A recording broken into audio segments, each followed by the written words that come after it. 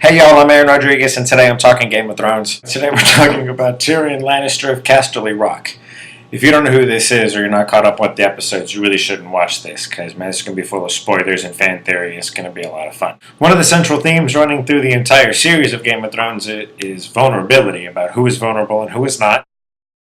Tyrion is vulnerable because primarily he has this need that he wants to be accepted. The first couple of seasons of this series, we saw him trying to be accepted as a Lannister. He kept begging for his father's approval. Tywin never got it for multiple reasons. He also wanted to get it from Cersei, the eldest of his siblings and his oldest sister. Man, she always blamed him for their mother's death, and then she blamed him for Tywin's death, which is correct, and then she blamed him for Joffrey's death, which is incorrect. Speaking of Joffrey, he never accepted Tyrion as well. I mean, Tyrion did slap him around a little bit while he was king, which was, man, that was kind of awesome. But yeah, never accepted him. The only person on the Lannister family, the only Lannister who did accept him was Jaime. But Jaime kind of accepted him as like this drunken, foolish younger brother. Which is kind of interesting because they're battling it out now. Our next Tyrion wants to be accepted as a genius. He was never going to be the strongest. He was never going to be the fastest. So he dedicated his life to being the smartest. His eldest brother Jaime was known for being the best fighter in all of Westeros until he lost his hand. Cersei had a lot of success playing the games of the thrones that she played. I mean, she was queen to Robert Baratheon for a bit.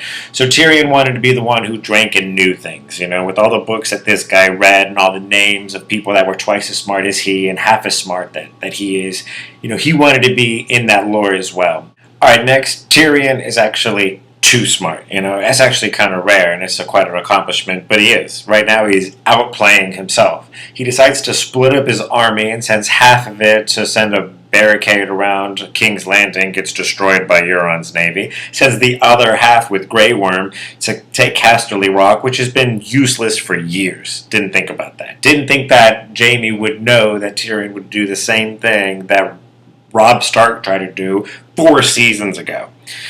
Olenna Tyrell was right, God rest her soul. They should have just taken Daenerys on them dragons. They should have gone. It should have just been like... She should have just flown in like...